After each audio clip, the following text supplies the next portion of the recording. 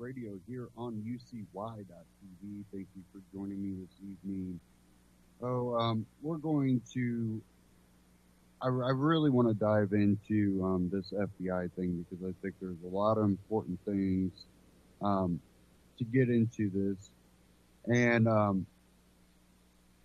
do want to make that a pretty decent focus on today's broadcast. But last broadcast, I didn't get to cover um, North Korea and South Korea as much as I wanted to. Well, I don't think I even got to really talk about it at all.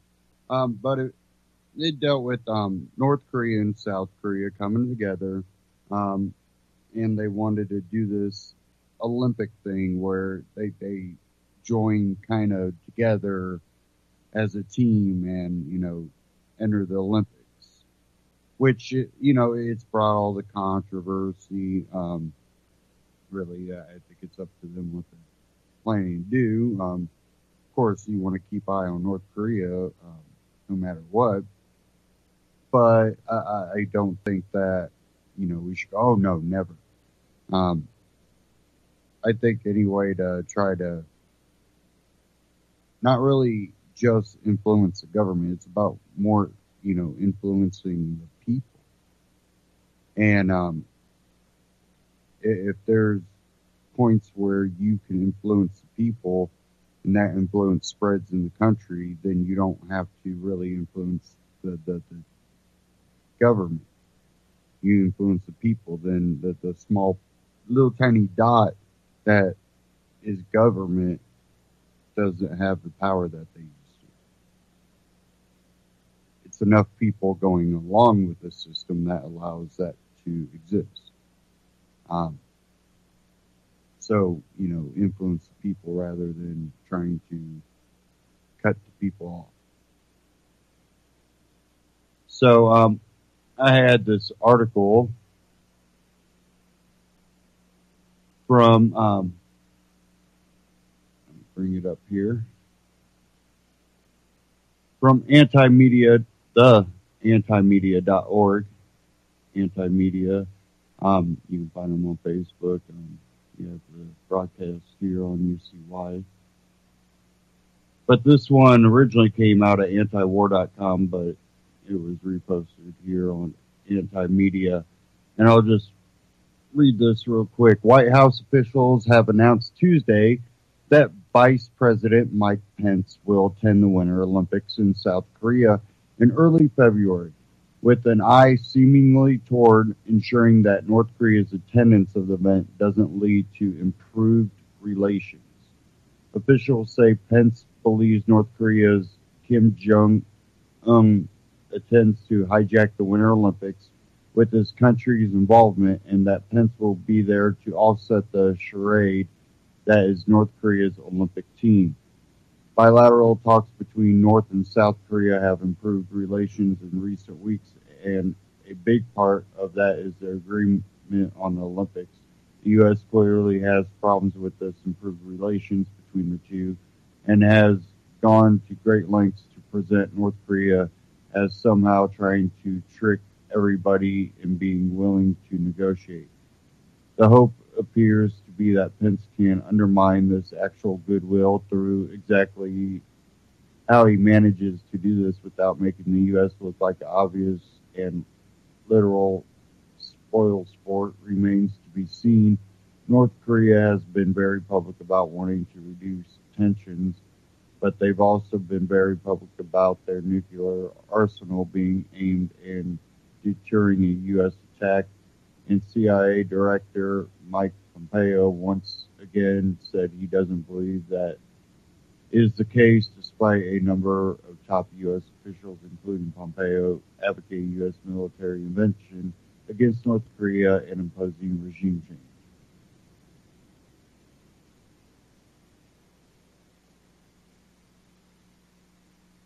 And originally from antiwar.com, it was reposted over at antimedia.org. Both great sites. Check them out. And And I'm going to dive into a Ron Paul Liberty Report covering a little bit of this. So we'll go ahead and dive into that, and we'll kind of cover that afterwards.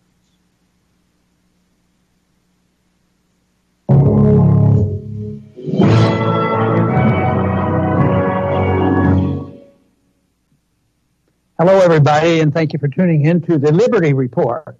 With me today is Daniel McAdams. Daniel, good to see you. How are you this morning, Dr. Paul? I'm doing very well. Good. We're going to talk about peace today, and we'll try to avoid the discussion about war. We're trying to prevent war, so we're pro-peace. And right now we want to address the subject of what's going on in Korea with the Winter Olympics coming up. And it goes along with my philosophy that it's best we play sports than shoot missiles at each other. Yes. And that it was good when we started playing ping pong with the Chinese, and I always wished we had played more baseball with the Cubans. But anyway, the North Koreans and South Koreans for the first time will be sharing Olympic Games, in South Korea. Now, North Korea has participated in Winter Olympics before, but never in South Korea. They only had one other opportunity, and they didn't go. So this is a special event. The North Koreans are going to go, and they've been getting some good publicity. And it looks like at least the public statements by Un is not saber-rattling. He's not threatening anybody. And I think he realizes that there's some real benefits coming from this. And it's hard to admit, but I think that they're coming across more on the moral high ground because promoting peace. And when people understand exactly what they're facing, having a weapon isn't the most strange things in the world, especially that if we insist that somebody get rid of their weapons, then we either kill them or take them over or change their administration. But the other news is that Pence is going to be there. And, he's our chief strategist, our chief diplomat. Pence is there to make sure that there's that we keep an eye on those North Koreans. I mean, they might get a political edge and come out looking good. So he has to make sure that he exposes the charade by Un, if that is what he's going to do. But then I got to thinking, well, he is our vice president, and we always wish him well. But as a diplomat, didn't he just go to the Middle East? And his job his identification with a conservative Christian was to go over there and talk to the Christian. They wouldn't even talk to him.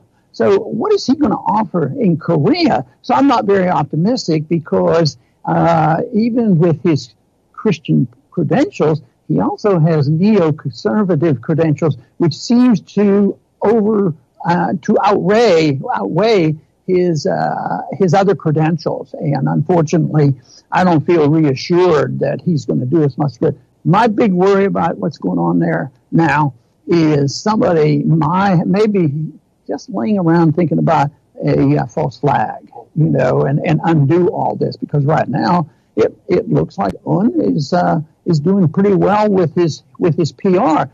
Does that mean that we surrender and say, oh, he's a good guy, everything is going to be perfect? But he's in a survival mode, and if he wants to bring people together, there's been some good comments about a couple of the skaters from North Korea. So I would say there's a lot of positive things coming from this. That's why I don't think we need the people who depend on threats to bring about peace. Well, you can't have diplomats without a tremendous amount of weaponry to intimidate the person you're debating with.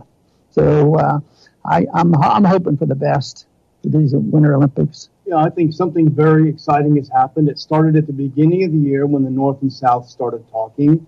They had a very good first meeting. There is a danger, and I think Washington is terrified, there's a danger that peace may break out. There's an incredible motivation on both sides of the border for reunification. As you pointed out, in the past, South Korea has a minister for reunification. They want to reunify. Well, these games are a great sort of low-cost way of increasing that momentum because it's not political, it's sport, although it is political. But as you suggested, there'll be a joint women's hockey team, North and South, and the two will march together under a single Korean flag. Those two things have never happened together. There's more cooperation and coordination between the North and South than there ever has been. And it's the talks and the games together. You know, there was a headline in the New York Times last week that I think captures everything and why Washington is so behind the motion that's happening. They said Olympic détente upends U.S. strategy on North Korea. So the fact that they're getting along is completely messing up our strategy. Yeah, that messes things up. But, you know, President Moon, President of South Korea, has his problems too, because no matter which country you talk about, United States, whether it's Russia or even Israel, you know, everybody has a faction that's much tougher, you know, on policy, and others are more diplomatically motivated. So I understand Moon is receiving a lot of backlash from this, from his hawks, but then you get to thinking about it. I wonder what percentage that is. Is it a big percentage? Is it small? Are they noisy? Are they part of the military industry? Are they part of our group of people that we deal with in South Korea? So he has to contend with that. But right now, he's had to be careful because he can't, you know, flaunt his independence. He's not ready to do that with the United States. But it looks like, you know, he has to deal with that and put up with it. So hopefully he sticks to his guns. I don't think he's going to back off. The only thing that could make things change dramatically would be some incident.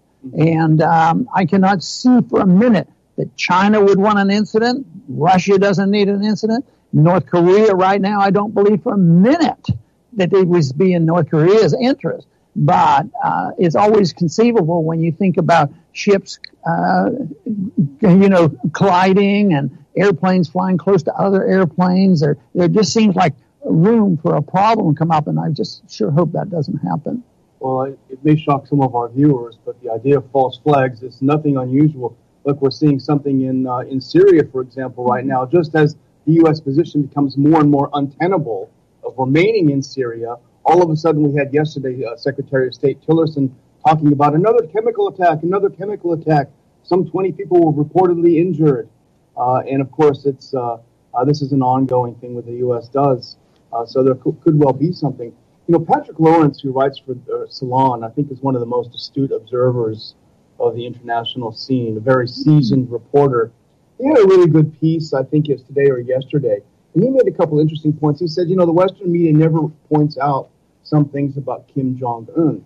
One of them is that he's educated in Switzerland. So he's not some guy who's just been in a hole somewhere in North Korea.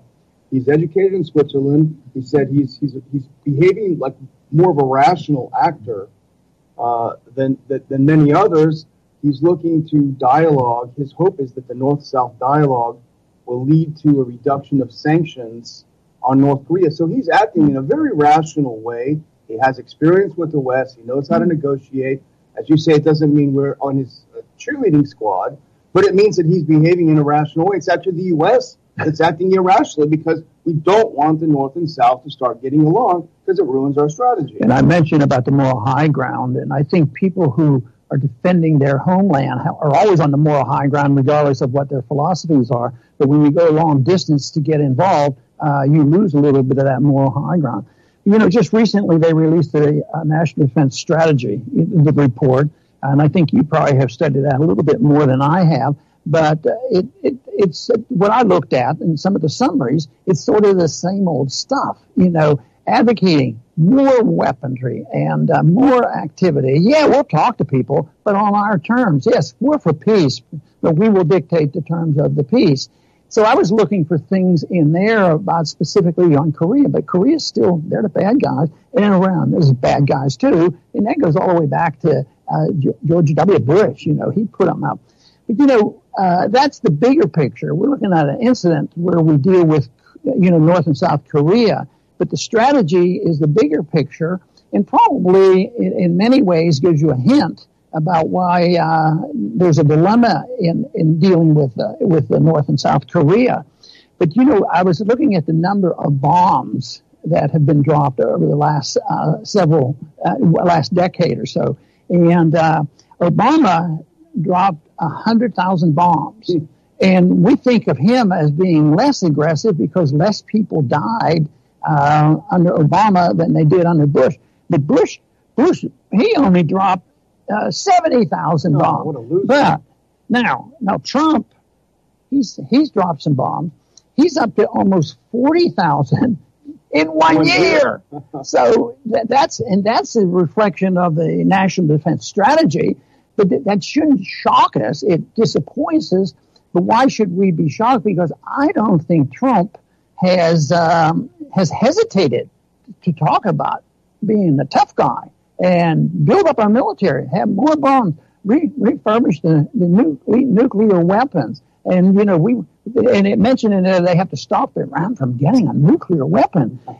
But they didn't mention that, you know, maybe we ought to have moderation in building new nuclear weapons and talk about the $1.2 trillion. It's in motion since Obama to build up more nuclear weapons. So that part isn't there. So I think you have the individual problems like in Korea. You have the propaganda strategy. But then I think the other thing is policy strategy and what our policy ought to be. And I think that's where we are trying to talk about the responsibility of a country that brags about liberty and brags about peace and brags about exceptionalism and our moral obligation to police the world. I mean, I think that's where the real debate should be. Yeah, exactly. And, you know, Andrew Basovich, who we've had on the show, we've also known for a long time, has a great article in the American Conservative magazine today about the new defense strategy. And he makes the point that this has nothing to do with defense. This is not a defense strategy. This is a call for more money for the military-industrial complex. I think the subtitle was "Champagne Corks Are Popping at the Pentagon," because he makes a great point. In the past decade of this war on terror, we've spent $11 trillion. And he said the American people should ask, what have we gotten for this money? Now they're coming and saying, we need more. The defense strategy itself says that that the military has been allowed to wither. It's been withering. What are you talking about? Withering? They've been more robust. They've been more active than ever.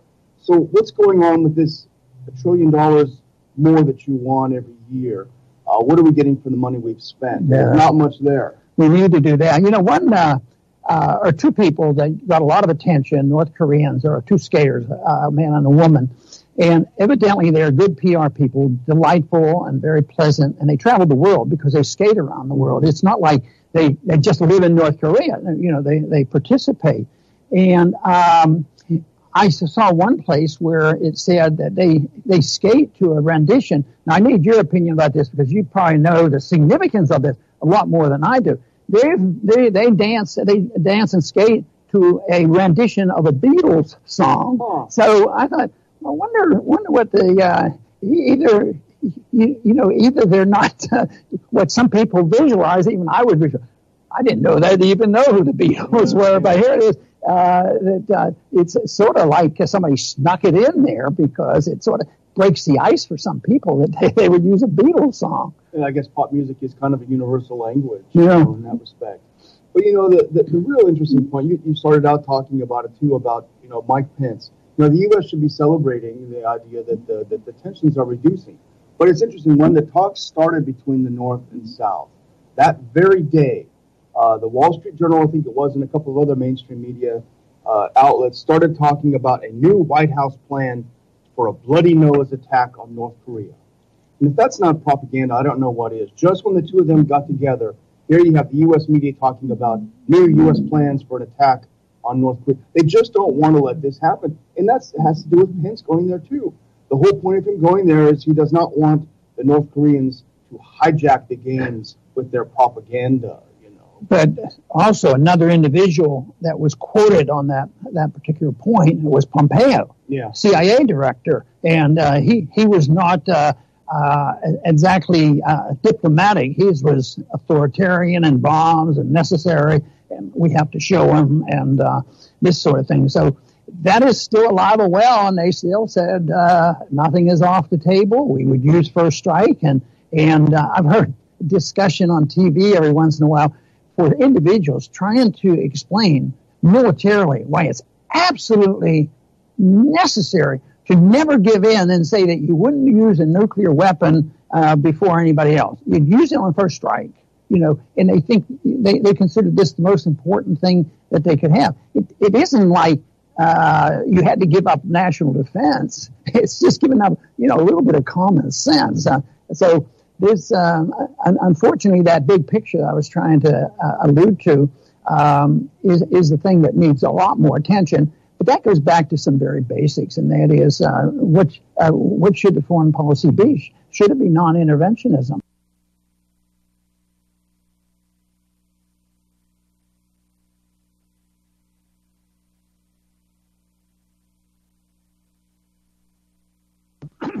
Boycotting and sanctioning China and Cuba. We want interchange, interaction with people and trade with people. So this idea is a bum rap when they start saying, you guys are a bunch of isolationists. You want to just close borders. And who's what right now? They're talking about tariffs and protectionism. And even today there was a story about we need a weaker currency. Believe me, they're getting a weaker currency. The dollar's on the ropes. And our Secretary of Treasury is talking about, yes, it's good to have a weaker dollar. But and that's all mischief. That's the opposite. What they're doing is protectionism and isolationism. And unfortunately, if we go in that direction, if there's a trade war, which is very possible, that is isolating us from the world in a serious manner, because when that gets out of control, it's very damaging to everybody on both sides. Absolutely. Just finishing up on this New York Times piece, because I think it captures the thinking of the administration. The fear they have that North and South are going to get along during the Olympics, and that'll be the story of the games. A couple of quick quotes from the New York Times piece. They said the image of athletes marching behind a united Korea flag is a symbolic manifestation of what worries Trump's aides. North Korea and South Korean crowds cheering together would be a striking contrast to the threats of war from Trump. That's what they're worried about. They're worried about this breaking out. And my final word would be to our viewers, watch what the U.S. media does during these Olympics. Because 4 years ago, when they had him in Sochi, that's when Russia really first started being the real bad guy. And remember the commentators, on and on, and I think it was Bob Costas and one of these, on and on about how horrible Russia was and terrible, and all of these horrible things were going to happen in the Olympic Village. None of it happened. I think you're going to see the U.S. media echoing U.S. government propaganda points. Yeah, there won't be anything new. I think your assessment is right.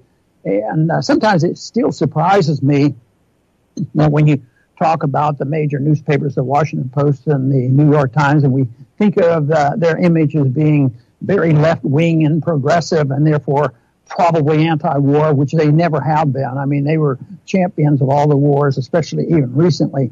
So I would not expect that you're going to get real information about what's really going on from those newspapers. Not be more excuse to tune in to the Liberty Report and find out the real truth about what's going on. And we would welcome you to return to the Liberty Report soon.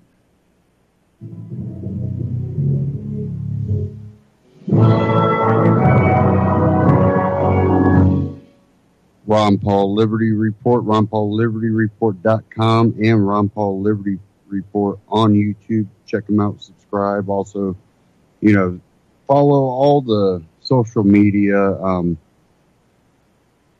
apps or sites that you may use. When it comes to this, right now, a lot of alternative, libertarian, conservative, right-leaning websites are actively being censored. I kind of want to look into a little bit more of what's going on, but I know PragerU has a lawsuit, I believe, against YouTube and Google. And if you know anything of Prager University or PragerU, their videos are fact-based videos. They just cover facts. You could say they're maybe libertarian, small government leaning, but it's based on facts that they lay down the facts, and you have to come to your own conclusion from the facts. But basically their content has been restricted. Well, I urge people to, show their kids a lot of these videos, but that's the thing. They want to censor them, saying that it's not acceptable for younger people. This is, content. And now, I've actively now been seeing slowly website after website where if you try to share articles from right, conservative, libertarian leaning websites, it's slowly happening, but it's definitely happening, and you're going to see a lot more of it. I know one of the first ones to get hit was InfoWars, which I wasn't really surprised on that one, but now it's happening to more and more people. But they are saying that your content is untrusted content, that it's misleading or fake news. So they're actively telling people, oh, this is fake news, according to our fact checker, which it was the Weekly Standard, I think it said, for one website. But part of it is Media Matters is in a lot of these companies, directing them of what's fake news and what's not. So it's extremely biased.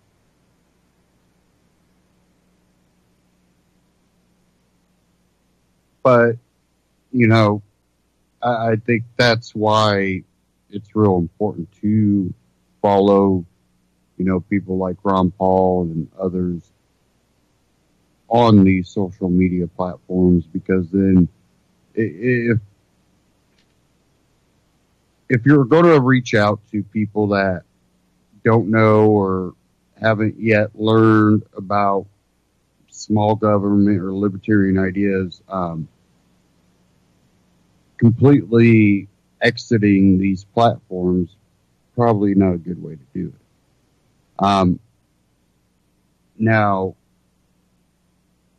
what we have to do is try to also figure out how to better approach some of these issues in a way that hopefully maybe won't be picked up by algorithm if your sites or your content hasn't been yet censored on one of these platforms, and to really push for full and open, if you're going to have one of these social media platforms that's supposed to be open to all and be a place where people can share ideas, and then you say, but these ideas are fake, don't listen. Well, then you're kind of being,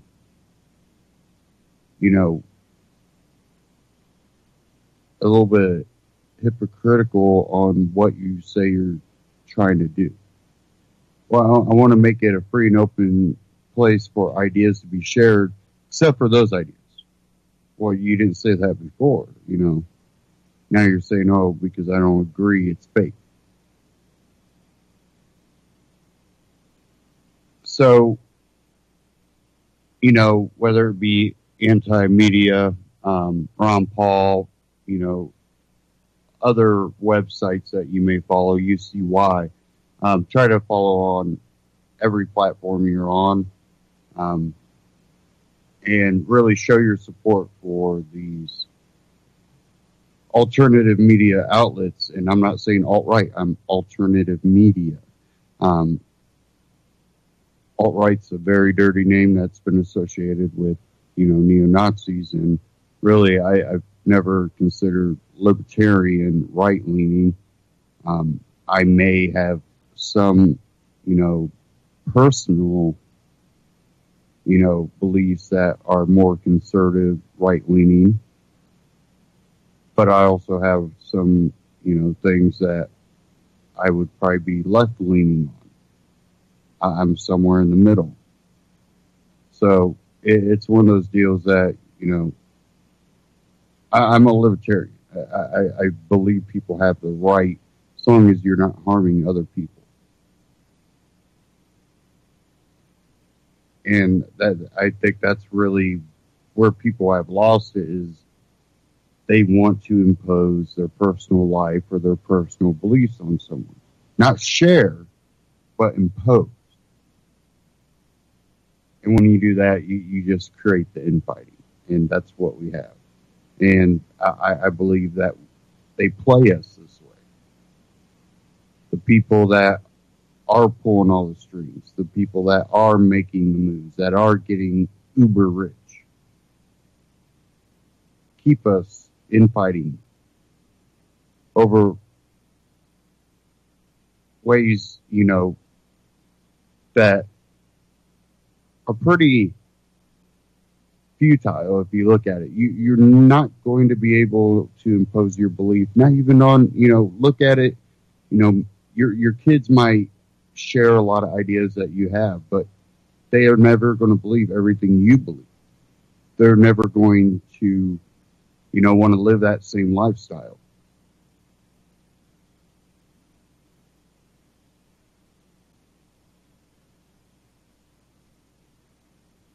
So, it'll always continue to go back and forth, and that's where you get, right versus left. Excuse me. Now, I do kind of want to dive into this FBI deal that's going on. I have a few clips, but I do want to play another Ron Paul Liberty Report. And then I have a We Are Change, but I do have an article to go over in between those two. I really wasn't planning on playing two, but I did want to cover the North Korea and South Korea thing that I missed on the last broadcast before I dove into this. But right now, we have an FBI that is losing all credibility. There is a lot of evidence that's pointing towards a cover-up and Russia collusion, but not with Trump. With the Obama administration, with the Clintons, the Clinton Foundation, and Uranium One. And the mainstream media is not covering this sufficiently, because there's a lot more to this.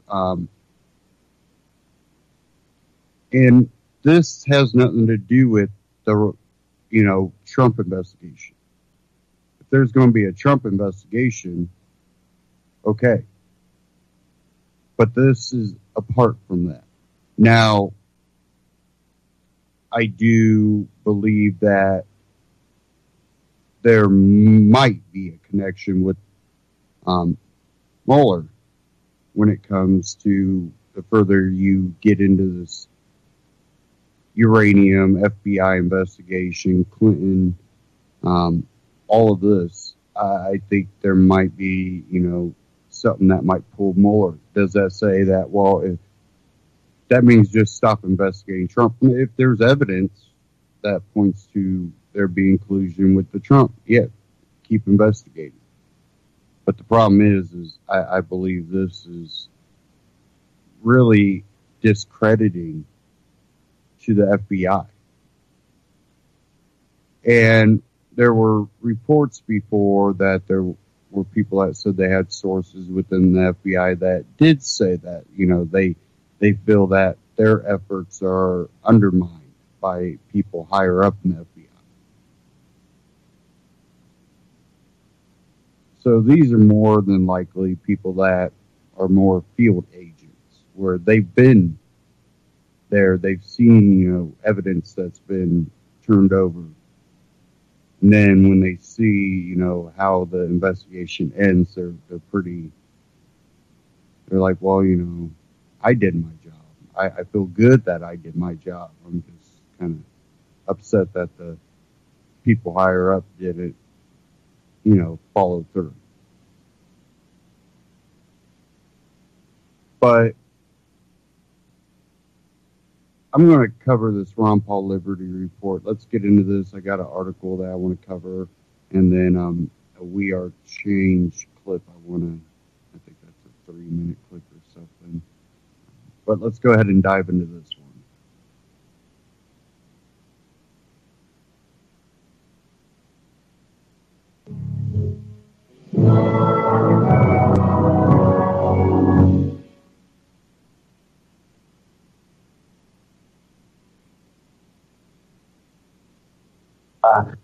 Most of our history, we didn't have those institutions. The FBI came in during the First World War. And interestingly enough, the one thing that Woodrow Wilson did, he used the FBI to spy on American citizens and actually arrest them if they disagreed with his foreign policy about going to war in Europe. And isn't it interesting how recent they used it in the Vietnam era? Democrats used it there, and Republicans used the FBI to spy on 100 different groups in this country, including the churches, who disagree with the policy in Central America. It almost looks like the FBI was designed to spy on Americans who might be disagreeing with policy, especially the foreign policy. So the FBI... Hello, everybody, and thank you for tuning in to the Liberty Report. With me today is Daniel McAdams. Daniel, good to see you. How are you this morning, Dr. Paul? I'm doing very well. Who is this gentleman? I'm related to him, But guess what we're going to talk about today? Is the FBI. We're going to talk about the FBI because they protect us and keep us safe and secure, and they watch the government very carefully so they don't get out of line. What a mess, But, this is an important subject. It certainly has been in the news. The FBI has been in the news for a long time, but they never seem to come across as doing things what they should be doing.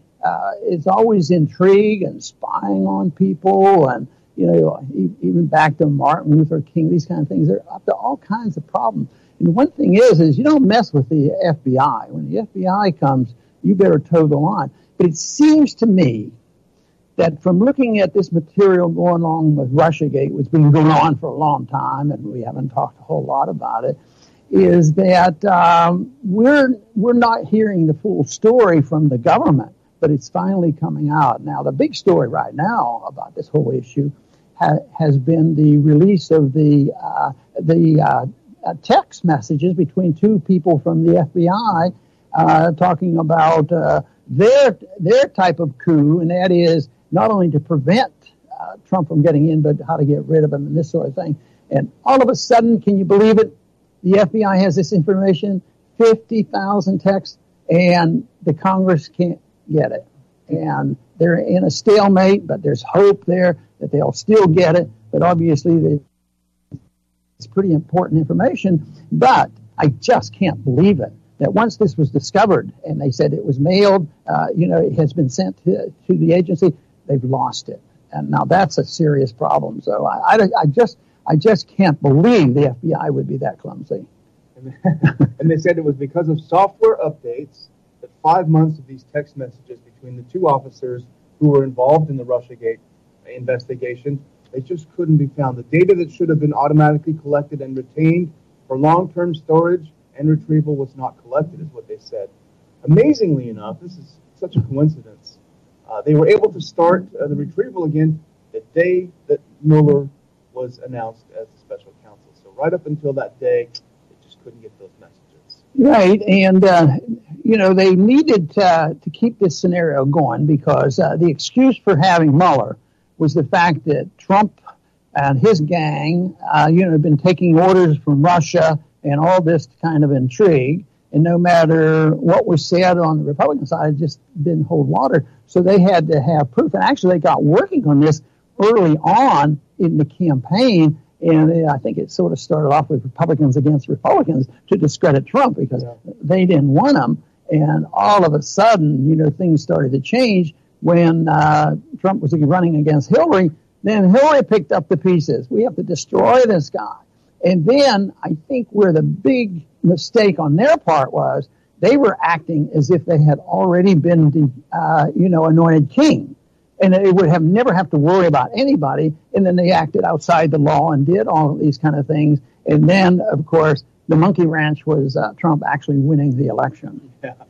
And as we know now that this famous dossier, this is the gospel of the Russiagators, was started out being paid for by a neocon who did not want Trump. He wanted an establishment. I think he wanted Marco Rubio or someone to be president. It was Washington Examiner, neocon newspaper in D.C. was the one behind it, paid by a big neocon donor. They took the information from this dossier and pretended that it was something that was, this big thing. They took it to the FISA court. FISA, of course, approves 99% of the requests and was used to open an FBI investigation, wiretaps and everything into the Trump campaign based on this very, very dubiously sourced information. Which finally led to the appointment of the special prosecutor. And now it's ongoing. But now they're getting hot on a trail, and they want some information. Lo and behold, it doesn't look like it's going to be available. We have some members of Congress that are watching this carefully and demanding that they get this. But the disturbing thing is that I've heard, said, and it's true because they have to check everything out. Yes, they're checking this over to make sure that the American people can handle what's in these documents. And they said what we're going to do is it has to be reviewed, by the CIA and for national security reasons, because you don't want to do anything.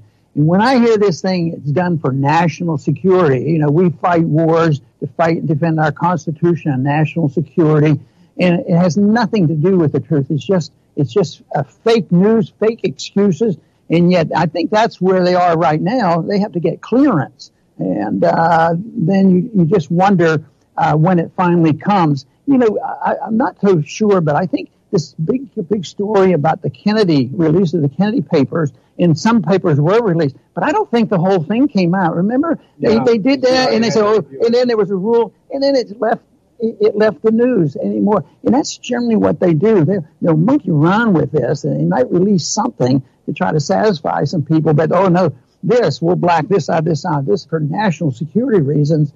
And that, of course, is why people, believe that the control of our government isn't controlled by the people that are supposed to.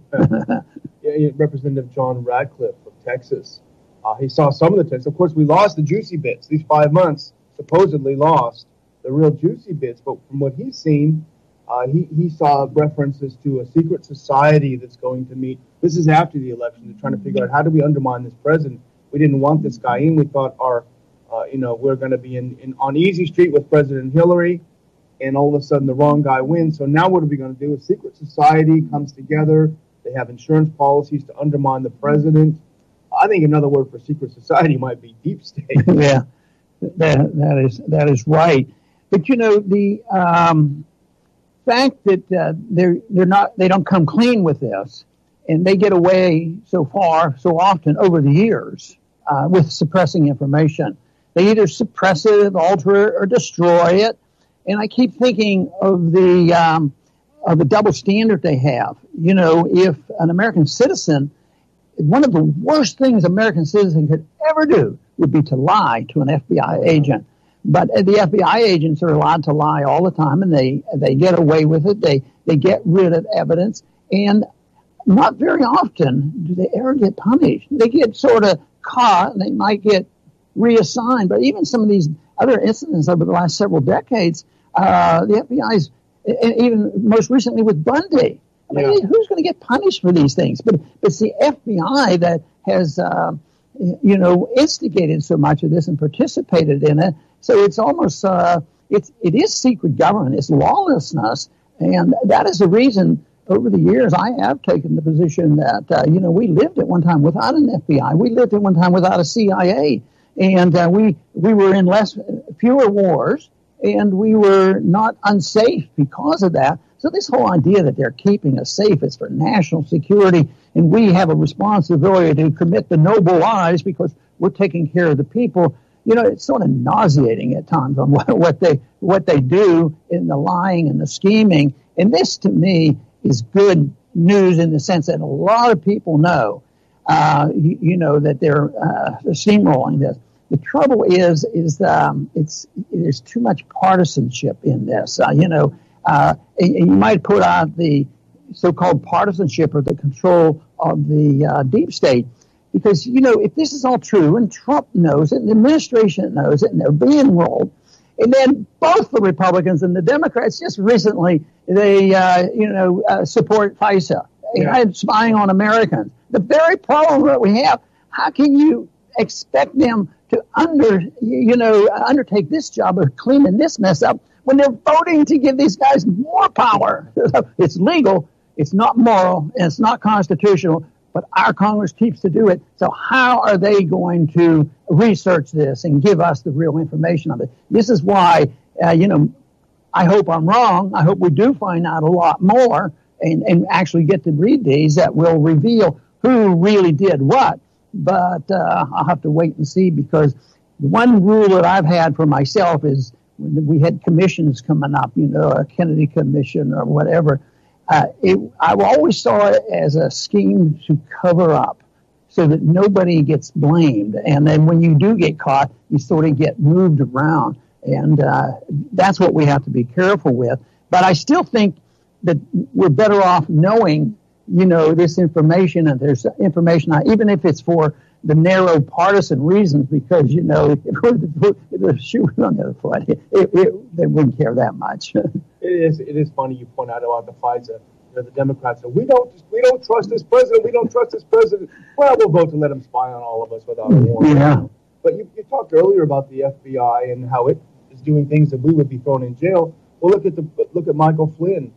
They entrapped him. They had all of the intercepts of things that he said about Russia, and then they interviewed him. Stupidly, he agreed to go there without an attorney. And when his testimony deviated slightly from what they had recorded, they threw the book at him. So this is what they do. And, our friend Jim Bovard, who's always great on these things, he has a piece in The Hill yesterday where he points out that losing evidence is a long-standing procedure for the FBI. This is not an anomaly. He talks about Patrick Gray, who burned incriminating evidence of White House involvement in Watergate back in '73. Ruby Ridge, where they actually, this is the one time when an FBI agent did go to jail for falsifying and destroying evidence. Waco assault, they suppressed mountains of evidence. You mentioned the Cliven Bundy case. What about Hillary Clinton, where the FBI agreed to destroy her computers and didn't bat an eye when she bleach bitted the whole things to save us from knowing what she had on those private servers? So, as Jim points out, this is kind of what they do. In general, people give them a pass on entrapment, but entrapment is a very, very dangerous procedure. And it was even used at Ruby Ridge. I think the story there was that they worked real hard to try to talk him into sawing the end of his rifle off and make him participate. But they do it on drug cases just to convict somebody. But they themselves, the FBI agents, whoever's doing it to entrap, they have to participate in the disobedience of the law. They have to disobey the law as well, but that's okay because they're doing it for good purposes. But the principle should be the same. Disobeying and setting a guy up in order to entrap him, and usually they're unsophisticated people who, just go along and yet they get somebody they can put away and get some credit for it. But entrapment in general should not be permitted in a free society, because it's nothing more than mischief given these people who abuse the law anyway, with this ability to enforce and go out and find somebody. And I've seen this rather up close, and it's not nice to be a victim of. Very ugly. But it is nice to see the Russiagate issue falling apart, because the whole thing was so preposterous from the beginning. We're supposed to believe that Putin saw many, many years ago that this game show host and real estate developer is someday going to be president. So we have to put all of these things in motion to entrap him when he goes to Russia, videotape him, and do all these things because someday he might be president and we'll have some goods on him. It's so preposterous. But so what it is turning out to be is the deep state, and it's an overused term, but there is some accuracy to it. They were terrified of candidate Trump when he said a couple of things that threatened their gravy train. NATO is obsolete, and we should get along with Russia. That's the entire Washington security establishment. Billions of dollars, lots of mansions. That was a threat. They thought they could prevent him from being president by bringing up some of these things. And then, when against all odds he won, they thought, oh my gosh, what are we going to do now? We got to undermine this guy and get him impeached. This is what's coming out, and it's big stuff. Well, you know what's going on. There's a lot of intimidation. I feel intimidation, even though I resist it all the time, just doing our program. Yeah. Because we know that if we use certain words, things will get flagged, and who knows what that means. So there's a little bit of that caution that you can't talk about war or say something about terrorism because you know those words are going to be monitored. But isn't it amazing that these people who are in the FBI, they use these tools all the time, and they participate in it, and they think that there's no recording. And here these two FBI agents had 50,000 texts doing all kinds of nonsense on it, figuring, oh, I'm above everything. They must develop some type of a superiority complex. But part of that, of course, was, oh, my friend Hillary's going to be president. We don't have a thing to worry about. So if nothing else, that is good that it was a great surprise with fooling these people into thinking that they could go on forever without ever being caught. Yeah. You know what the judge would say, Judge Napolitano might say, if the FBI can't find these messages, they should just call the NSA because they probably got them somewhere stored in Utah. But I want to end with a good news story. I'm all about the silver lining, as you know. And let's take the FBI at face value when they say that the data that should have been automatically collected on these people wasn't automatically collected. Let's hope that's true for all of us. Oh, boy. You're dreaming, but I guess when you have dreams, you can have good dreams. But anyway, I want to thank our audience for tuning in today. This is not the simplest matter because there's been so much politicking about it off and on for a couple of years now.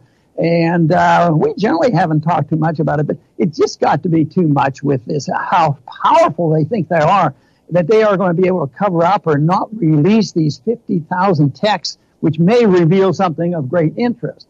It may happen. I'm skeptical. I still think that the goal of all government agencies is to cover up and not punish government agencies and to go after them. And once they start talking about it, we better be careful because national security is at stake. They never care about the liberty of the American people is at stake. That is what the real chore should be. That should be our goal for all of us.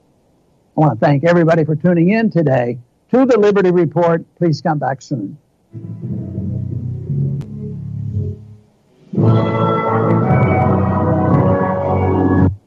Ron Paul Liberty Report, RonPaulLibertyReport.com, Ron Paul Liberty Report on YouTube. The funny thing is, these texts are supposedly lost, and it's right in that time frame. Yeah, pretty fishy there. And then on top of it, there should be backups. Why not backups of the backups? Taking it's the law for you to keep records of that.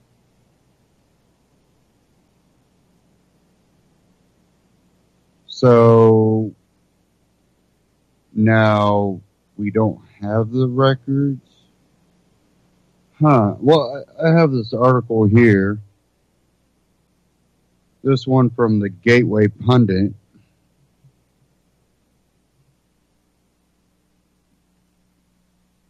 And this says Trey Gowdy on Struzok page, FBI text. Today we saw a text about not keeping text. According to Attorney General Jeff Sessions, 50,000 text messages were exchanged between Peter Struzok and his mistress, Lisa Page. These 50,000 text messages do not include the missing text. Representative John Ratcliffe said after reviewing the new text messages, he believes there may have been a secret society of folks within the DOJ and FBI working against Trump. Representative John Ratcliffe and Trey Gowdy spoke with Fox News on Monday after the news broke about the 50,000 new text messages.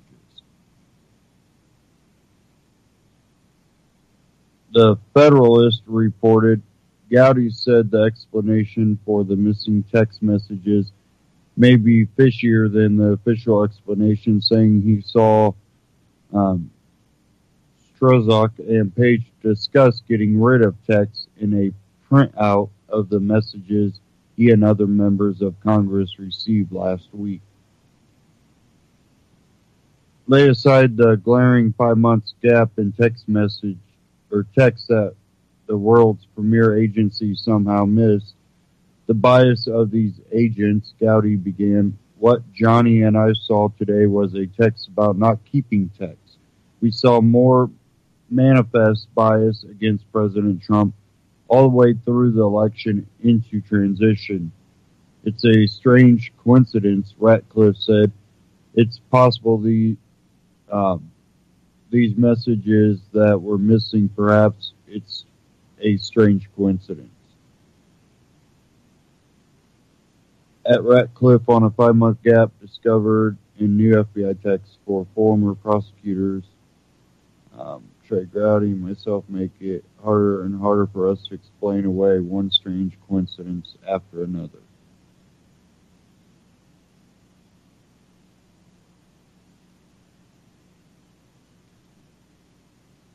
And then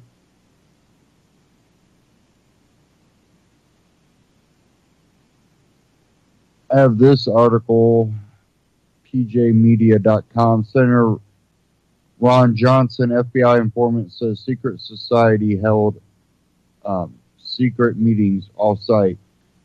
An FBI informant has apparently informed Congress that a secret society at the FBI was holding secret meetings off-site after the election of Donald Trump. On special report with Brett Baer Tuesday evening, Senator Ron Johnson called it corruption of the highest levels of the FBI.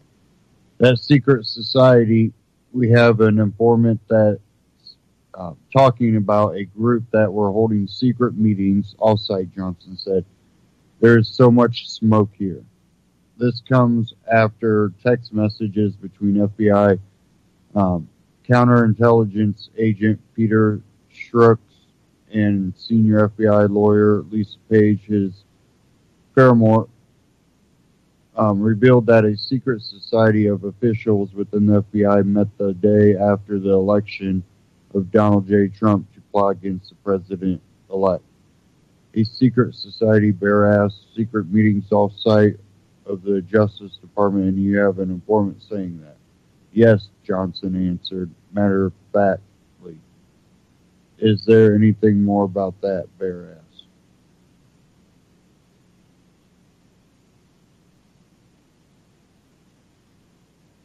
So we're really seeing an unraveling of the corruption. Now, I'm not saying that maybe, Donald Trump doesn't have, some things he's trying to hide that, maybe a Russia investigation. But the thing is, how long has that been going on and what has it produced? Look at this, what's coming out about this and how quick it's coming out. You know what that almost tells me? That there's people within the FBI that they're tired of it. They're done. They're turning over basically the secret society. Slowly more and more is coming out.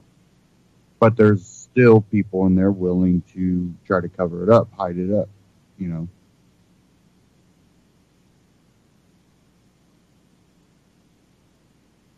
I want to play this short clip here from We Are Change, FBI Secret Society. Hey everybody, Jason Burmis here for wearechange.org. And today we're going to go over the latest revelations in this FBI texting/sexting scandal. You see, these texts are from an FBI agent and his mistress, and they are extremely revealing from what we know so far. Now let's be clear. None of these texts have been made public, and we're relying mostly by hearsay of members of Congress and Senate. However, what they're telling is quite extraordinary. First of all, the assertion that 5 months of this man's texts have been lost and that they cannot be found is absolutely absurd. We know that the National Security Agency collects all digital communications. So if this were actually the case, they could easily obtain those text messages if they wanted to. However, all the evidence leads to the fact that they don't want to. Number one, the text seemed to indicate it was a foregone conclusion that Clinton would not be prosecuted, and this had been decided long before the investigation was complete. Another startling revelation is that only 2 days after the Russian probe began, this man basically said there was nothing to it and began discussing deleting his text messages. But perhaps the most startling revelation of all is that there may be a secret society within the FBI working against the Trump administration. Now, however fantastic this sounds, it was alluded to in a text right after the election. Now, Representative Gowdy went on Fox News early in the morning and discussed this. What's also troubling to me is this text that Johnny Radcliffe found last night about this secret society. Now, I have no clue what that means because that was not the phraseology I used, but it's the day after the election, and it's the same two people that were discussing a little bit later in the text the damage they had done with the Clinton investigation and how they could, quote, fix it. And later on, Representative Ratcliffe joined him in expanding on the matter.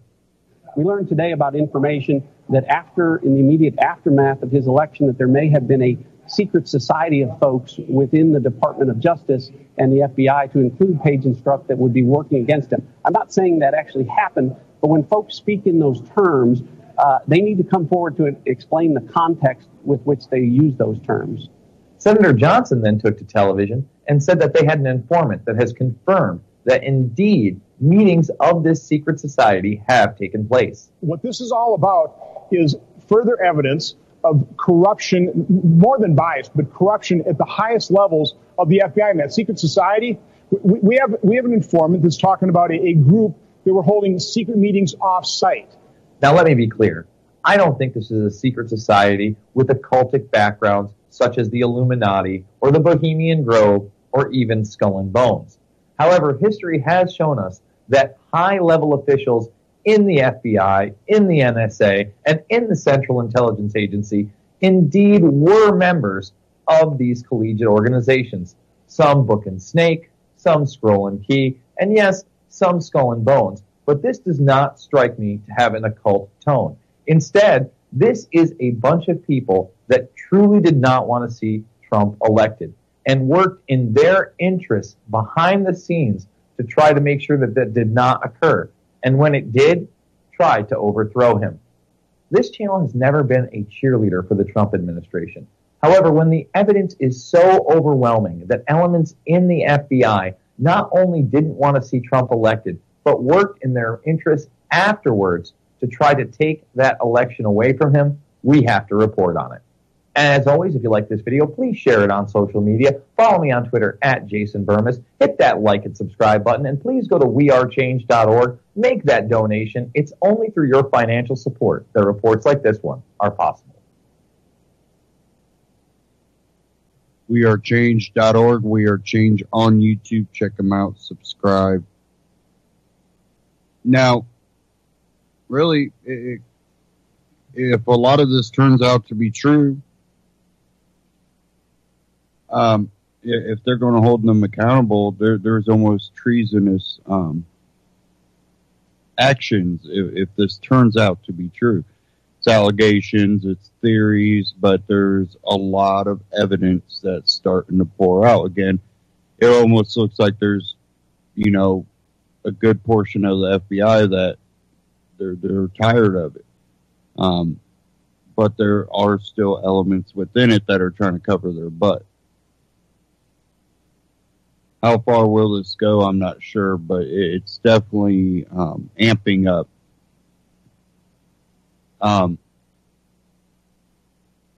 And there's potential that it might undermine a Trump investigation, but I think by now there should be evidence coming out And they try to keep alluding to, oh, there's going to be this evidence that's going to come out. Oh, Jeff Sessions was interviewed. Oh, they want to interview Trump, and oh no, it's all coming to a head. But there's never been really any evidence that's come out. Where now, this investigation and them looking into this, there's already stuff flooding out. What text they do say they have is revealing so much. There's apparently an informant that is saying, yes, the secret society is meeting off-site and discussing these things. Which there's text between them talking about a secret society. It's a group of FBI that are trying to use the tools of the FBI and their political connections to try to undermine President Trump. And what undermining them, how far does this go within the FBI, within maybe other organizations?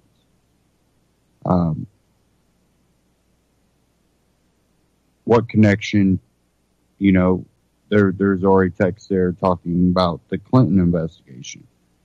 What connections, how far connected are they with the Clintons? Uranium One. All this is starting to come to head,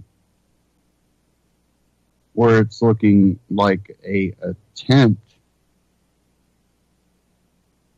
to basically undermine the electoral process. And it looks like it's coming from a lot of different angles. And after the election, after the loss, it seems like it's been amped up. Now we have to undermine. We couldn't prevent his election, but let's undermine him now. Where have you seen that? In all the left news organizations. Without any proof, a lot of speculation, they have brutally attacked the president. Brutally attacked the right.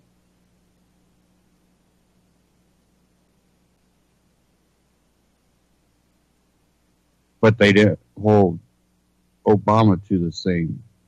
Oh, we don't like Trump doing this. Well, you let Obama do this. Well, that's because we agree with that. Well, it's still someone's right. You want your rights, we want our rights. We have a libertarian advocates for everybody's right, not just one side. Someone that has a moral argument for rights argues for all rights and not privilege. Not, more rights for this group or more rights for that group. Equal rights. And forcing someone to do something is not a right.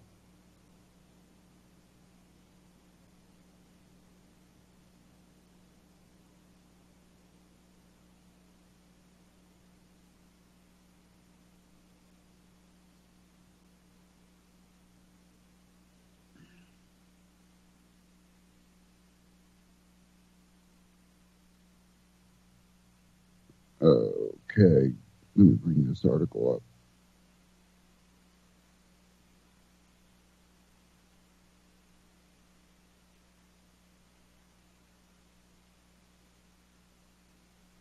Okay, GOP, this out of Politico. GOP escalates law enforcement probes as Russia inquiry heats up. This is kind of part of what I was talking about. Mid-new signs that special counsel Robert Mueller is pursuing an obstruction of justice case against President Donald Trump. Republicans in Congress have intensified their own investigation of the Justice Department and the FBI's handling of inquiries into Trump's ties to Russia. Tuesday brought several dramatic developments in the Russia saga, including the news that Mueller recently interviewed Attorney General Jeff Sessions, the first cabinet official known to be questioned in the investigation. The New York Times also reported that former FBI Director James Comey was interviewed by Mueller last year. Well, Jeff Sessions recused himself from the investigation. That's probably why he was interviewed. Why did you accuse yourself? What connection with Russia? Well, I was in this. Well, that's not really reason to, you were an official at the time. You can meet with Russia. Well, I was also on the Trump campaign. Well, did you collude? No, I didn't. But I figured that because I had that connection, I probably should have, been in charge of the investigation. That's probably how that went. But even as Mueller showed apparent momentum, Republicans made new charges of political bias and even political criminal misconduct in the nation's top law enforcement agencies. On Fox News, Representative Bob Goodlatte, chairman of the House Committee that oversees the Justice Department and FBI, alleged that anti-Trump conspiracy by FBI agents whose text messages exchanges have been made public in selected bursts by GOP lawmakers. Some of these texts are very disturbing, Goodlatte said, adding they illustrate a conspiracy on the part of some people, and we want to know a lot more about that. A daily play-by-play of congressional news in your inbox. Never mind. By signing you up, sorry. I'm trying to read this article paragraph by paragraph, and I'm looking at it all text format, so I'm getting the ads too.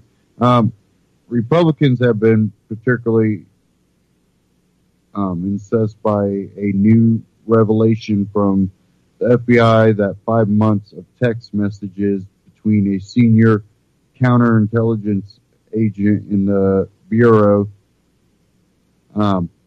Peter Schwarzak, who was dismissed from Mueller's team for unspecified reasons in July, and FBI attorney Lisa Page appear to be missing. It says here, Republicans have been particularly incensed. Well, this is a pretty big deal. Incest, Politico, really? Incest? Yeah, it's not incest, it's going, hold on. By law, you have to have these records, and it just happens that the time period that this falls is kind of the time period we are needing to look at. Now we got text saying that, hey, we probably should keep text, or we should delete text. We should erase records of this. Yeah.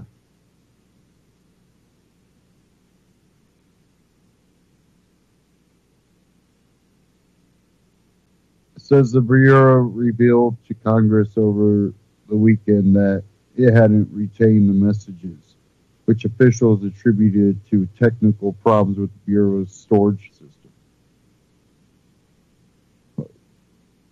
Just happened to fall in that time period. Just happened.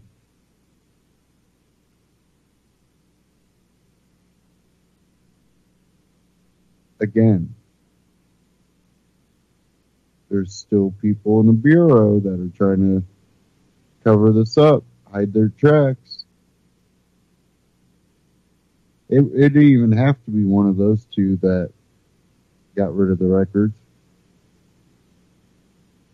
It could have been people that were a part of this group that wanted to undermine the presidency. Basically a coup.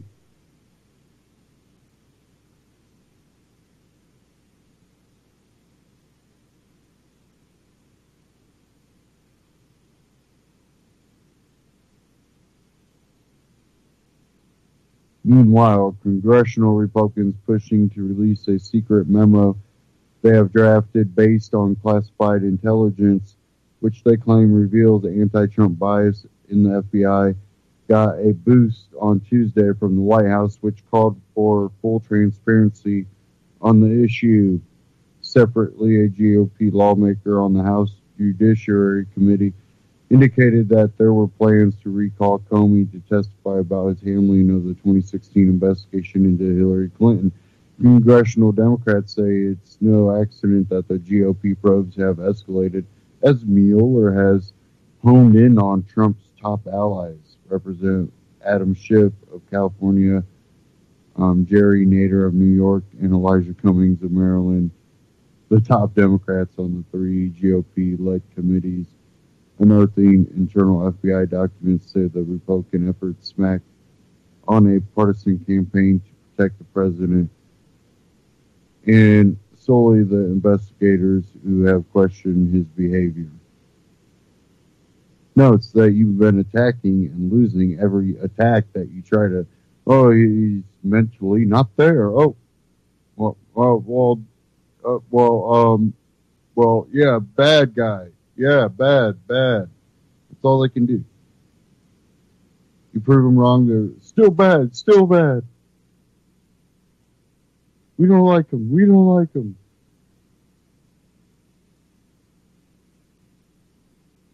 And now the tables are turning. I think there's Democrats getting scared.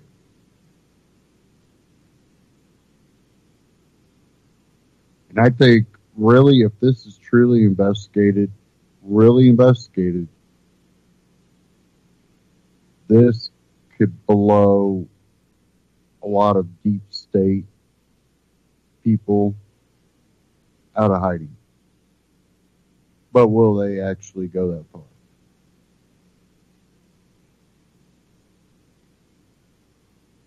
Really, they want to silence people on this. I think a lot of maybe the Mueller investigation, because there should be evidence. We should have had something by now. I'm sorry. This has been going on long enough. Oh, they're honing in. No. I'm sorry. No. There's already stuff popping out about this investigation. No. They're not honing in. No. You'd have something by now. After this came out, definitely you'd be like, hold on. Look at all this. They're trying to sidetrack you. Here's this evidence against Trump. This is what we got so far. No, I really think that they're trying to make that an excuse. They interviewed Jeff Sessions, though. Well, yeah, because he recused himself from the investigation. That should be expected. That's not something they're honing in because they interviewed him. No.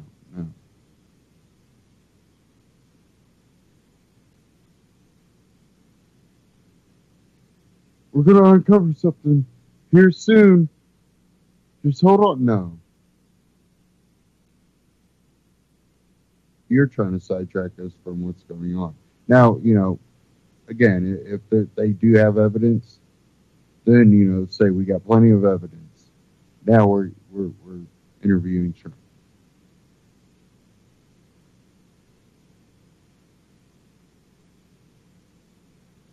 Be transparent. But that's not what's going on. But it seems that the tables are turning on our side. People are fed up.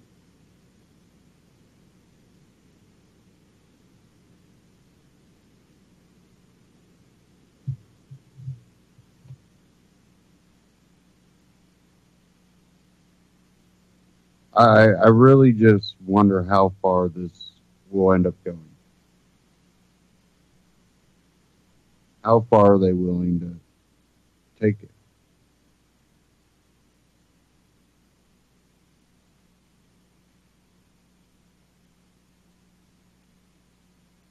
Because a lot of times what will happen in these situations, they'll go after a few people. the scapegoats. But it would be too much to try to go after everyone. They like trying to go after the people that are the easiest.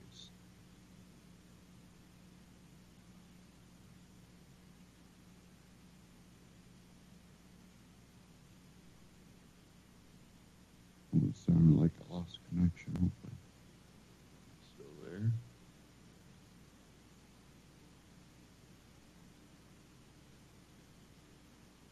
Okay, yeah, my connection's still there. Everything went quiet there for a second. Okay, I do want to move on here. Give me a second.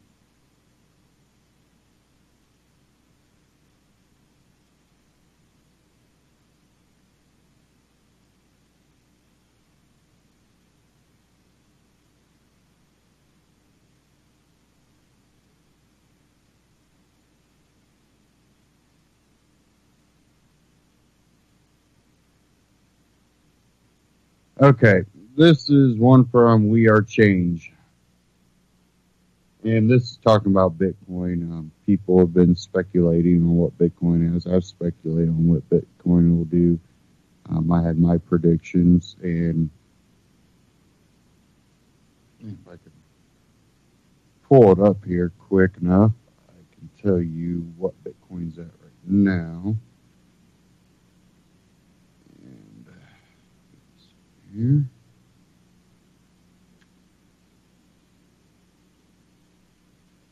According to Coinbase, it's at 11,342, which is about where I said it would be. I said it would be around 10,000, somewhere around there. It would level off. And what's happened, let's pull up here last month. In the last month, it's went down 2,632.9, basically 11 or 18.9% drop.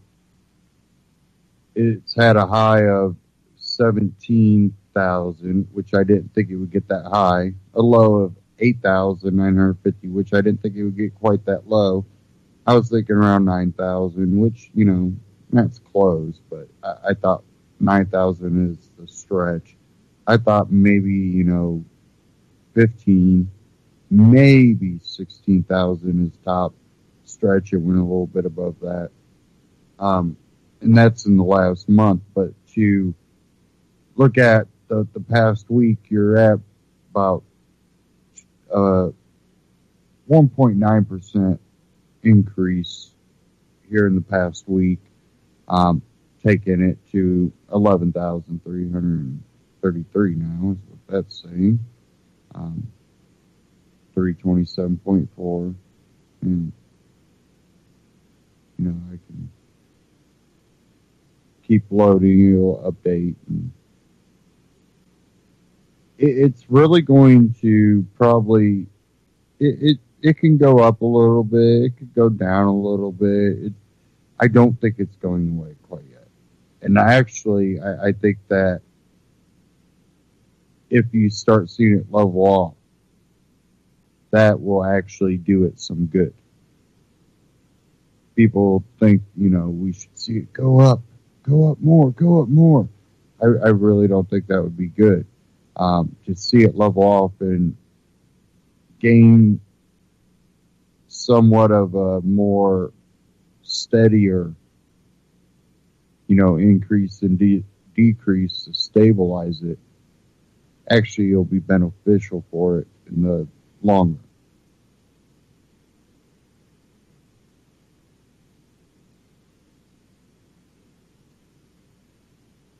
But let me get to this. We Are Change.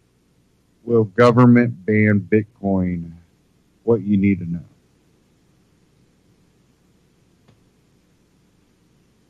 Our military heroes. We'll get rid of this commercial real quick.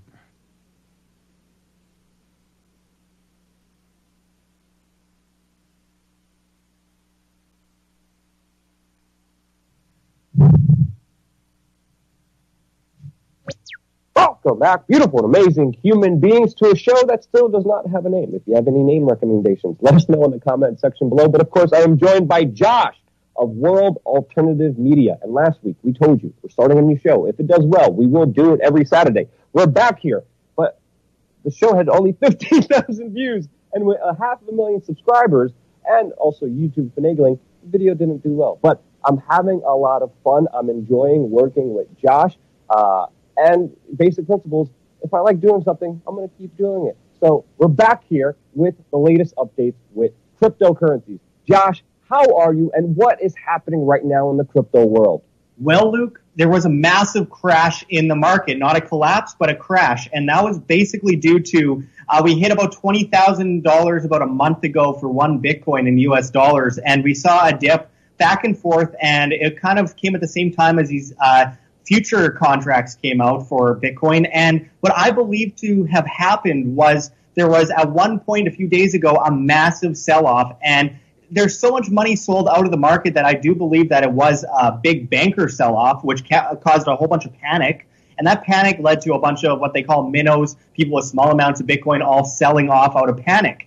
Now, of course, it went all the way down to about 9,000 US dollars, and it's climbed past the 11,800 wall today to around 13,000.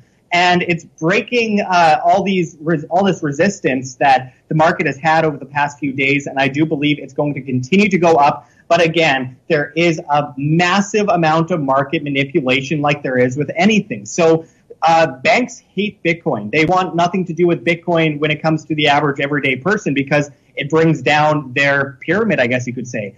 But when it comes down to it, they also want to get in on it, and they want to make as much profit off of it, because why wouldn't they? We've seen the same thing with gold and silver. Deutsche Bank was caught rigging gold and silver for many years and was caught in a court of law alongside HSBC and a whole bunch of other banks. So this is very usual to happen, but I don't think that there's any reason to really worry. I still see it going to about $100,000 by the end of 2018. Now, this isn't financial advice. This is simply my opinion. I have to legally say that, but I think that we are in for a massive climb in the future, and there's a lot of things that contribute to this. So I wanted to quickly mention before we go on to the next headline, Luke, that a lot of people are investing a lot of money into altcoins that they know nothing about. Outside of Bitcoin, they are throwing billions of dollars into these coins because they like what they look like. They don't understand them. They don't know the fundamentals. And in that case, it's kind of the same thing as your wife, rooting for a football team because, I don't know, maybe she likes Dolphins or she likes the look of the jerseys. This is incredibly important to understand because while the derivatives in the .com bubble don't exactly mimic the free market cryptographic currency we see in the cryptocurrency world, there is a similarity when it comes to people rushing into anything because they like what it looks like. It reminds me of pets.com in the early 2000s. So I think it's important that people understand what they're getting into. There are some good ICOs that are like EOS or something. They actually have fundamentals. They have basic fundamentals. But do not invest in cryptocurrencies you know nothing about, because there's a good chance they will crash before the consolidation of all cryptocurrencies in the near future. Just very simply, don't be a dumbass. And I have to say that for legal advice and whatever you said before, ditto. This is not legal advice or da-da-da-da-da. It doesn't matter. But regardless, I think it's also very interesting because I'm here at the Bitcoin conference in Miami, Florida, and you see all these guys in these like Lamborghinis and Ferraris just stacked all around the hotel because it was a way for a lot of people to make a lot of money really quickly. But again, it's extremely unpredictable. It goes up and it goes down. And sadly, there's been kind of a different dichotomy here. And I think Jeff Berwick's was the last speaker that was speaking at the conference. And he was like, hey, guys, we're here to remind you that this cryptocurrency thing is about getting rid of central bankers and helping spread freedom and liberty while helping out the common man. And then everyone cheered and erupted. But there definitely is this kind of get-rich-quick scheme kind of community, Wall Street butthole types that have kind of also are being very domineering in this cryptocurrency arena. And that's why, there is a lot of manipulation. There is a lot of uncertainty. There is a lot of people just in it for the money and forgetting the real cause and the real root and the real community that has brought Bitcoin from its infancies to where it is now. And very interesting, it was also curious to see at the same time as we're seeing this kind of manipulation, this kind of price going down dramatically, this kind of escalation of the war of words with governments talking about regulating and taxing people who have cryptocurrencies. And that's why we just heard that the U.S. Department of Treasury is now attempting to police crypto exchanges, even trying to report people to the IRS, tax them to death, and of course make it very difficult, because it's almost impossible, especially with this recent tax code, to stay up to code and to document and to have all the financial numbers figured out when it comes to your taxes and Bitcoin. Josh, what do you think about that? Well, as I kind of went into last week, Luke, there was a massive attempt on January 1st through IRS tax code 1031 in order to make it a taxable event every time you go from one cryptocurrency to another back to whatever you're trading, which is almost impossible to enforce. I don't think it's really too concerning, because I don't think they will long-term get away with it. In fact, I think it'll actually just keep people more into crypto and not cashing out back into fiat, which is the ultimate bubble, which is something that we all want to escape at all costs. Exactly what you went into there, that this is a revolution against central banks, not just a get-rich-quick scheme. A lot of people have been really, I guess you could say greedy in one way and spoiled it another way by the recent rise of cryptocurrency, thinking that it's just going to go up all the time. Well, it's not always going to go up. It is a core fundamental that these are ways to escape the central banking system. But of course, the government is going to do everything they can to steal money. That's what they do best. I mean, that's basically the only thing they're efficient in, is stealing people's money. But they still aren't efficient enough to stop people from using cryptocurrencies, which is why they have all of this, propaganda and psyop tactic in order to confuse people about cryptocurrencies, push people into infighting like they have. Because as James Corbett just recently did a video which was incredibly well said, where he kind of went into the fact that people are looking at digital currencies by central banks in the same light as they see Bitcoin and blockchain. They're not all synonymous. They're all very different things that happen to have some kind of relevance to each other. So I think that this is really important to understand. Yeah, the propaganda is increasing, as we're just seeing even now this week, with a proposed U.S. task force in order to stop terrorism in the cryptocurrency world. And in reality, we know that terrorism, majority of it, predominantly, most of it, 99.9% of it, is financed through fiat, through dollars. So the propaganda is escalating on so many different ways. And I think the powers that be, you could kind of make an argument that they're kind of using this kind of moment to take advantage and to hit cryptocurrencies when they're low. Yeah, absolutely. I think that this is one of the biggest examples of hypocrisy, is that they think that they're going to stop terrorism by, stopping people from, freely exchanging goods for services with cryptocurrencies. Meanwhile, like you mentioned, 99.9% of money used to finance terrorism is fiat. So should we ban fiat? Well, maybe. And on top of that, what is the biggest financier of terrorism? Government.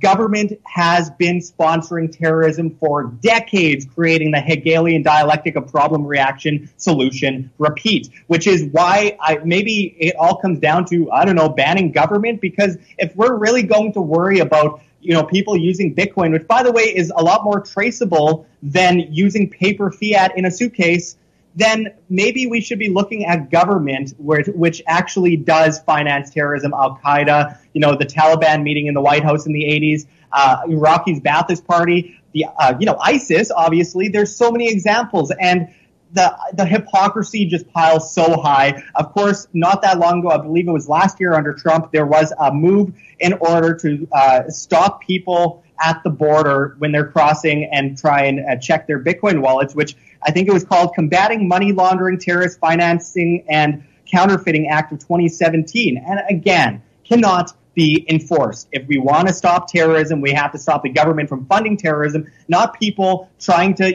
make a bit of money and invest in something that is pulling away from the central banking system that enslaves us. So I think that it's important that we understand the differences. The idea of people financing terrorism with Bitcoin, a woman was just caught 2 weeks ago trying to do that because it was traceable. You can trace one address to another to a bank account. Unless you are getting all your money from, something like Steemit and, transferring it around, you are basically transparent, out in the open. People can see what you're doing. So the idea is absurd. It's just an excuse to call any, free individual a terrorist while ignoring the fact that, well, wait a second, we are the ones that are funding terrorism. We are the ones that are creating it. We are the ones that are bombing countries overseas and arming the rebels and then causing a new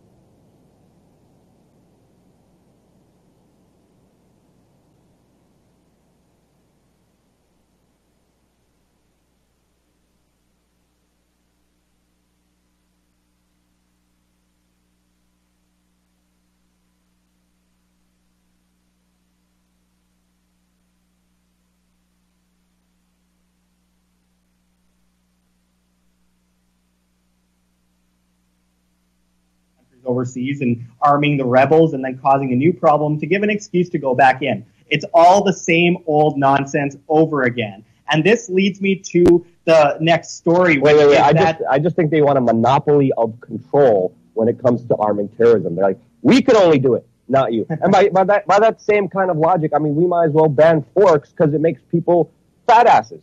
Like, it makes no sense at all. And it's interesting to see them specifically pinpoint Bitcoin and cryptocurrencies, especially during this time. Go ahead, Josh. Well, absolutely. And it's important to understand that the blockchain can be used for good and evil. So, again, James Corbett went into recently, something I've been talking about for quite a long time at World Alternative Media, is that the blockchain is kind of like guns. You can use a gun to massacre a whole bunch of people, but you could also use a gun to save a whole bunch of people from being massacred. So we have to understand the difference, which I'll go into in a second, but that kind of leads me to the next article, which is Merkel and Macron call for a ban on cryptos in Europe. Again, not enforceable in a quote-unquote, whatever you want to call it, democracy. It is absolutely impossible to truly ban cryptocurrencies. In fact, if anyone is going to be flooding out of something, it's going to be out of fiat into cryptocurrencies. They know their time is up. They know people are waking up to the monetary system fraud. They know that people are trying to protect their wealth because they've been stolen from for so many years by government. And they are worried, they are scared, and they're doing everything they can to try and FUD the market and cause it to dip. And then they go in and buy it up low. Exactly something that you'd expect from a government that is trying to manipulate markets and tax people to death. But of course, on top of that, we have to remember, like I said earlier, that bankers still use Bitcoin in order to grow their own wealth because they know their empire is coming down. So people like Mario Draghi, the head of the ECB, the European Central Bank, is a Goldman Sachs boy. And being a Goldman Sachs boy, he is involved in cryptocurrencies himself. He has probably got a lot of investments in them, as many at Goldman Sachs have been getting themselves deep into. So the idea of them banning it, it would come down to the ECB in the end and the European Union. And I don't see them doing that. They will try and tax it. They will try to regulate it. But in the end, it won't matter because the banking system is coming to its dying days. The banking system is going down, and people, this is exactly why it's going down. People are flooding into free market cryptocurrencies, diversifying their portfolio, gold, silver as well. This is so important, and we are seeing the end to all of this, massive Ponzi scheme that we call the central banking system. I was talking exactly about this with Max Kaiser yesterday, and he made the point, like, if you want to see a Ponzi scheme, look at the central banking systems and how they manipulate the markets and how they're overinflated and how ultimately it is a grand scheme against the people. Just look at the way it works. Just look at the secrecy behind it. Look at the fact that there hasn't been any real audits of the U.S. quasi-private Federal Reserve banking system. That's why they kind of see it as a threat. But the bigger point that you made here that I think is important for everyone to understand, just because these people are against it doesn't mean it can't be used for bad, like we've seen this week with the BitConnect crash and the other Ponzi schemes that have been involved and the dirty tricks that people do use cryptocurrencies to do bad things and hurt other people. Again, everything is a double-edged sword. The internet, fiat, cryptocurrencies, a fork. It's all about how you treat it and being responsible and not just biased on one side. But what do you have on the BitConnect story that everyone here is talking about a lot. Yeah, well, absolutely. It dropped about 96 or 97% in 24 hours, went from a high of $400 and something US dollars. But for people who don't understand, what is BitConnect? BitConnect is basically this massive company that has been bringing in a ton of Bitcoin, getting people to give them a whole bunch of Bitcoin, and then giving them these BitConnect tokens where they promise they will get like these residual payments, you know, the usual Ponzi scheme kind of scenario. And what that has led to is a whole bunch of people giving them insane amounts of money, over $1 billion. And at once, we saw their website go down the other day, and the drop all the way from $400 and something to around $20 US. And, you know, they have kind of disappeared on this. They're not really giving a good explanation other than, well, they got a cease and desist order recently. Absolute nonsense. This is exactly why people need to be self-responsible, because the hallmark of freedom itself is self-responsibility, which is why people have to do their own due diligence, which we see so many Ponzi schemes popping up, and this is exactly what I'm talking about when I say we should avoid these, altcoins that we know nothing about. Oh, well, the logo looks cool. It's a cool color. It has a cool name. Well, that isn't. It has Snoop Dogg promoting it. Snoop Dogg's promoting this one. Yeah, exactly. Don't fall for these kinds of things, these tricks, like Potcoin, where Dennis Rodman is going to North Korea wearing a Potcoin shirt, and everyone's like, okay, we got to buy it up. And there's a pump, and then we see it all dump down. This is not how this market's supposed to work. Of course, the free market's always right, and people are often not that smart. For example, people go to the least quality burger joint called, McDonald's. And McMurder Burger. Yeah, exactly. But is it high quality? No. Are the fundamentals good? No. It's a terrible quality restaurant, but people go there. It's one of the biggest burger joints in the world.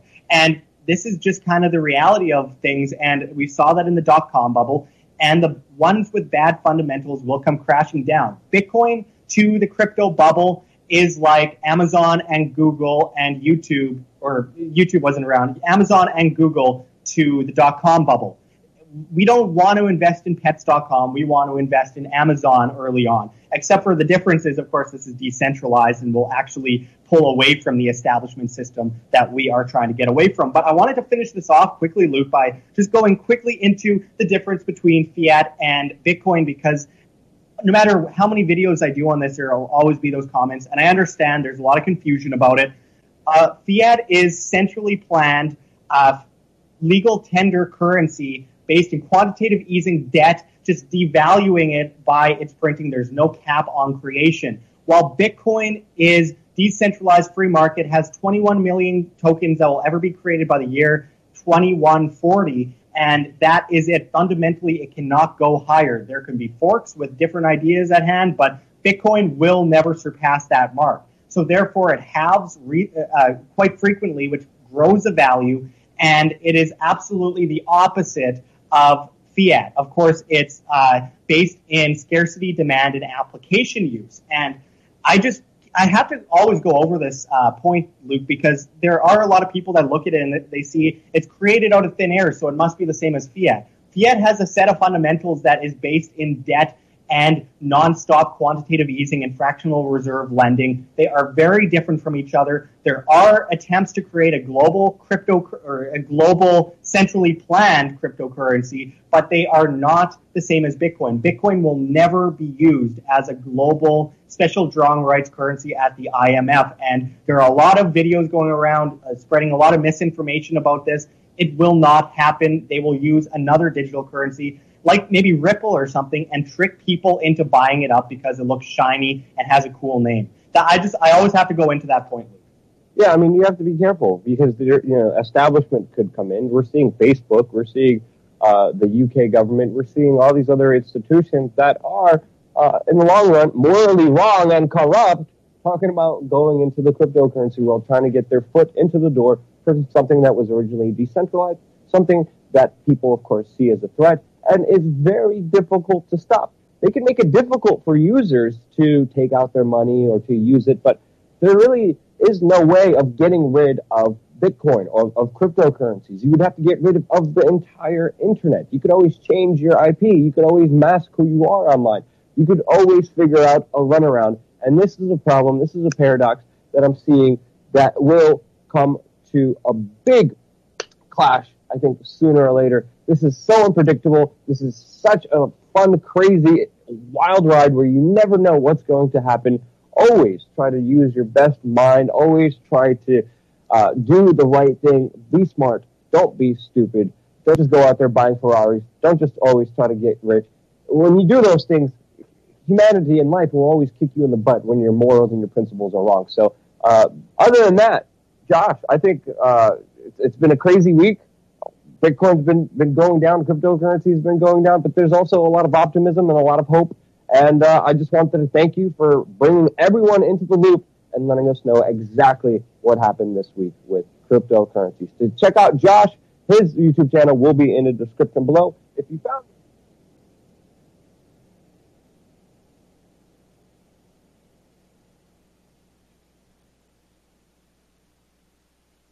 wearechange.org, We Are Change on YouTube. Check him out. Subscribe. And he's right, Bitcoin, it's not just going to, disappear. And even if he talked about, shutting down, even if they shut down the internet, if you put it on a thumb drive, you can move around with it. All you need is a computer. Don't need the internet, you need the computer. But transactions wouldn't be able to be processed in the same way. And that's where the difficulty if the internet, ends, what happens then? Well, basically, the Bitcoins would be with the wallet. You wouldn't be able to transfer the Bitcoins from one wallet to the other, but you'd be able to transfer wallets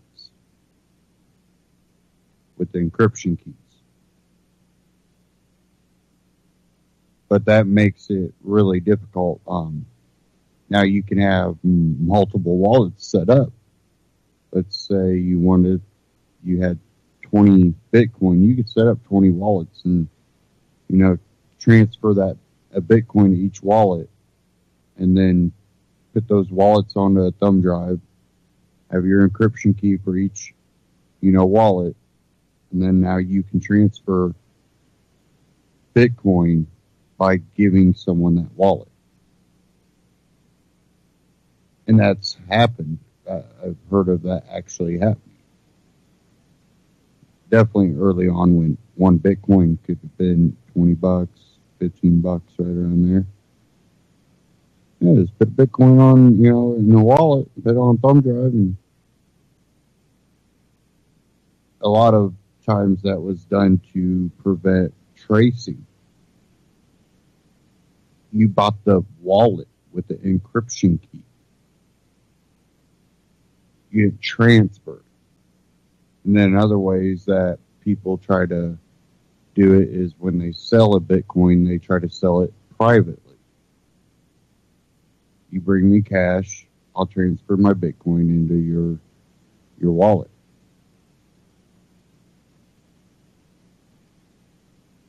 And people are like, well, you still get tracked by Bitcoin. That was one thing brought up. You still get tracked by Bitcoin when you exchange it at the bank or whatever. Well, no, not always. You can transfer Bitcoins for cash back to the fiat, currency. You can still, meet people and do the transaction and never use a bank. That's what they don't like about it. But I know a lot of these Bitcoin people don't want to talk about that part of it because they don't want it to look negative. But that's the truth about it, and that's the pro about it. And the thing is, it's not going away. There's going to be people that are going to use Bitcoin. Now, the value depends on how many people will use Bitcoin. But I really I don't see it going anywhere too far down. More and more people are using it. And even the elite are starting to purchase it. I urge people to always buy up when it drops too, because guess what? That's what the elite are doing. Sometimes they're purposely trying to make it drop so they can buy it up or the low.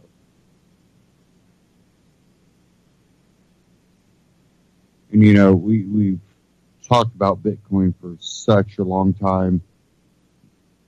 I want to cover this article. I thought I had it up here. Might have misplaced it.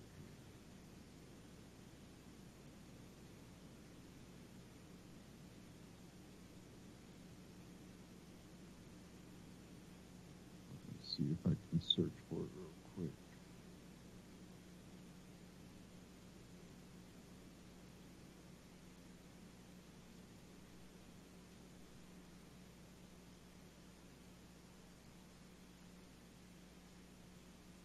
Okay.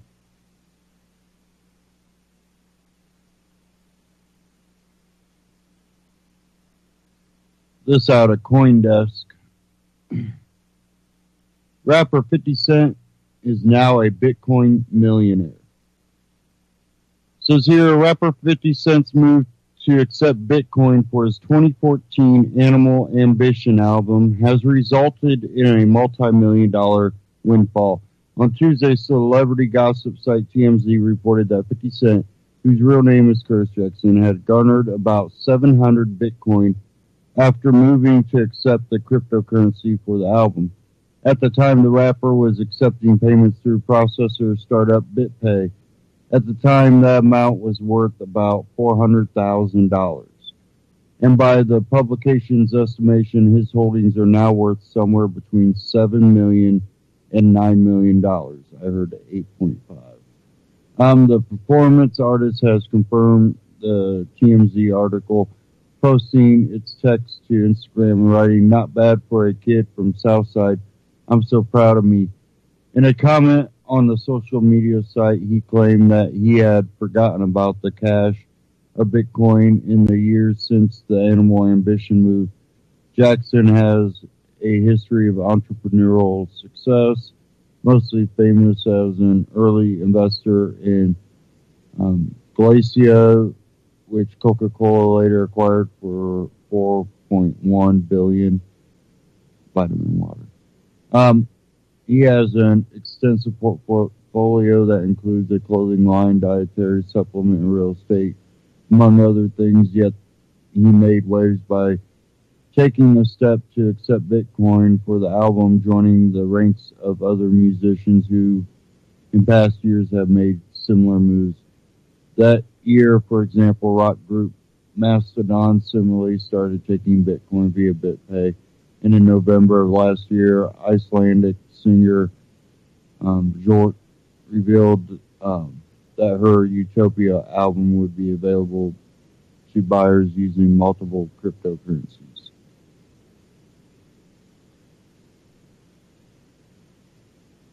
And, when I first started talking about Bitcoin, I kicked myself in the butt that I didn't get into it back then. When I first heard about it, first had other, libertarians and people that were into cryptocurrencies and really start talking about it and pushing for it. And, I pushed for the idea. I thought the idea was great. I seen the benefits of it.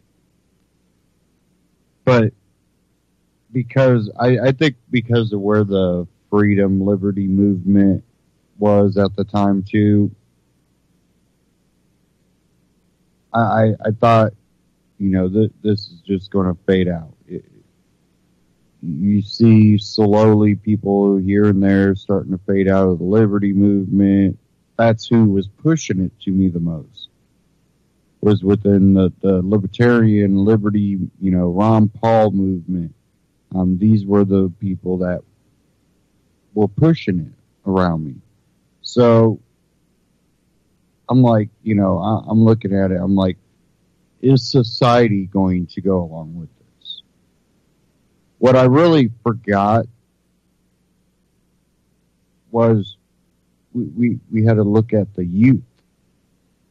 the youth at the time, they were becoming techies. There is a large amount of the younger people that are techies. They're into this. And then people within my age range, they're into this. They like this type of stuff. I should have known back then. $15 a Bitcoin. Now how many Bitcoins I could have bought? And just sat there with them.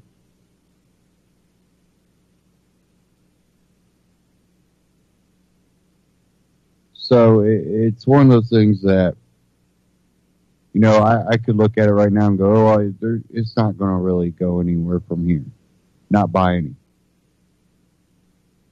And then by not buying anything, I could potentially lose out on,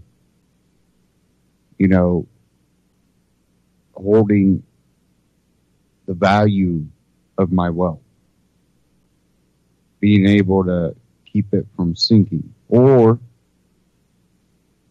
get real rich off of it. Or lose it. That's why I say put your eggs in multiple baskets. Buy a little bit of Bitcoin, buy a little bit of Litecoin, some of the more reputable alternative cryptocurrencies. Gold, silver, food, water, land. Invest in multiple things. Invest in your future. That's really the best advice I can give anybody. We don't know what's going to play out in politics. It seems that there's secret societies within our agencies like the FBI that continue to try to, create these coups within our government to push out Trump because they don't like him. Missing texts that just happen to be in a time period that we kind of need to see those texts. Those are probably very incriminating if the rest of the texts are pointing to, this time period being incriminating. Stay tuned here on UCY.tv. Thank you all for tuning in.